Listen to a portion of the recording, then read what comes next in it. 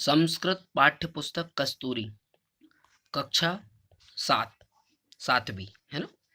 तो उसमें सबसे पहले जो है प्रार्थना दी है। तो जैसे ही हम प्रारंभ करते हैं तो इस प्रकार से ये चित्र आपके सामने आता है और उसमें लिखा हुआ है प्रार्थना। तो उसमें लिखा हुआ है ओम। इसका आप सभी उच्चारण करना सीख लेंगे। ओम गुरुर्ब्रह्मा गुरुर्विष्णुः गुरुर्देवो महेश्वरः गुरुः साक्षात् परब्रह्म तस्मै श्री गुरुवे नमः। और इसका अर्थ भी इसके नीचे लिखा हुआ है, वह आप पढ़ भी सकते हैं। क्योंकि वीडियो बड़ी हो जाती है तो यह डाउनलोड नहीं होती है और आप तक हम भेज नहीं पाते हैं। तो एक बार इसको सस्वर पढ़ लेते हैं, लयबद्ध, है ना।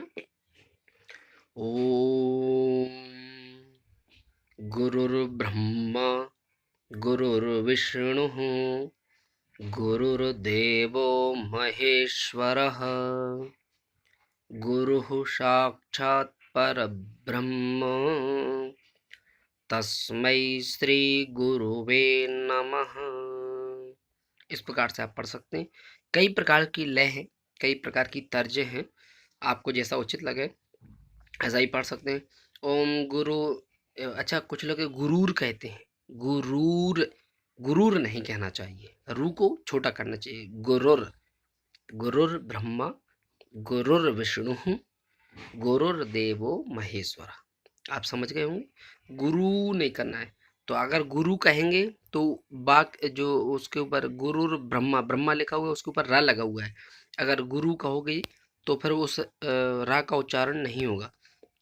इसलिए आपको क्या करना है, गुरुर ब्रह्मा गुरुर विष्णु गुरुर्देवो महेश्वरः गुरुः साक्षात् परब्रह्म तस्मै श्री गुरुवे नमः। इसके अर्थ को आप पढ़ ही सकते हैं कि अर्थ है गुरु ही ब्रह्मा है, मतलब विधाता है, हमको बनाने वाले हैं। गुरु ही विष्णु है, यानी गुरु ही महेश्वर है, शिव है। और गुरु ही साक्षात परब्रह्म है। ऐसे उन गुरु श्रेष्ठ को हम प्रणाम करते हैं। यानी आप जिनको गुरु मानते हो, गुरु कौन होता है, गुकारश्च अंधकारश्च, गु का अर्थ होता है अंधकार, रु का अर्थ होता है प्रकाश।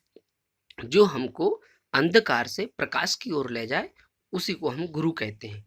और हमको ज्ञान किसी से भी मिल सकता है, जिससे हम ज्ञान अर्जित करते हैं, जिससे हम कुछ सीख लेते हैं, उसको हम गुरु कह सकते हैं। वही हमारे दत्तात्रेय जी के 24 गुरु थे, उन्होंने 24 गुरु बनाए थे। यानी हर किसी ना किसी से वह कुछ सीखते थे। तो जिससे हम कुछ सीख लेते हैं वह हमारे लिए गुरु के समान होता है। और हमें उन गुरु के समान व्यक्ति का सम्मान करना चाहिए। ये नहीं कि जिस समय वह हमें कुछ सिखा रहे उसी समय सम्मान करना चाहिए। हमारे हृदय में उनके लिए जीवन पर्यंत यानी अंतिम सांस तक उनके हमारे हृदय में उनके लिए सम्मान होना चाहिए। अगला जो श्लोक है यह मंत्र भी कहलाता है और यह भोजन के समय बोला भी जाता है। कई जगह बोला जाता है। जब जो मिलिट्री है, नेवी है, उनमें भी जो है ना जल थल सेना जो है उसमें भी उनको याद कराया जाता है मिलिट्री वालों को। और सभी जितने भी भोजनालय हैं, ए टू जेड भोजनालयों में, सभी जितने भी भोजनालय हैं उन सभी भोजनालयों में इस मंत्र को बोला जाता है। कई लोग तो इसको लिख कर रखते हैं, दीवालों पर लिख कर रखते हैं, माँ अन्नपूर्णा की कृपा बनी रहती है। तो जो भी चाहते हैं कि हमारे घर में शुद्ध अन्न हो, शुद्ध वातावरण हो और हम जो खाते हैं उसको खाने से उसका जो तात्विक जो मर्म निकलता है, उसका जो तत्व निकलता है, उसकी जो पौष्टिकता होती है, तो वह हमको शुद्ध रूप से ग्रहण हो हमारे शरीर को। तो इस मंत्र को भोजन के समय भी आप बोल सकते हैं और सहज रूप में भी बोल सकते हैं। तो कैसे बोलना है इसको, ओम सहनाववतु सहनौ भुनक्तु। मैं अभी आपको उच्चारण करवा रहा हूँ। सह वीर्यम करवा वहै तेजस्विना। अब यहाँ पर क्या करना है, तेजस्वी ना, ना को आप वी के साथ जोड़ना है, तेजस्वी के साथ जोड़ना है। तेजस्विना वधीत मस्तु माँ विद्विषा वहै। अब यहाँ पर विद्विषा जो लिखा है सबसे नीचे वाली लाइन में, विद्वि द आधा है, उसके नीचे जो वी है उसमें ई की मात्रा लगी हुई है, वी छोटी है ना, तो विद्विषा वहै। अब इसको बोलना कैसे है वो सुन लीजिए।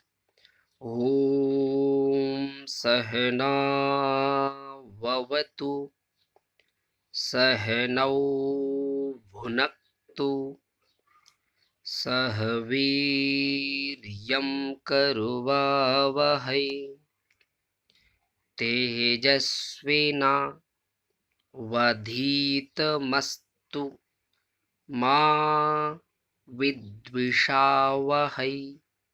इस प्रकार से इसका उच्चारण होगा। इसकी लय इसी प्रकार है, इसकी तर्ज इसी प्रकार है। तो आप सभी बच्चे इसको याद कर लें। इन दोनों श्लोकों को याद करना है। अर्थ भले याद ना करें पर श्लोक जरूर याद कर लें, है ना। ये आपके पेपर में पूछा जा सकता है। धन्यवाद।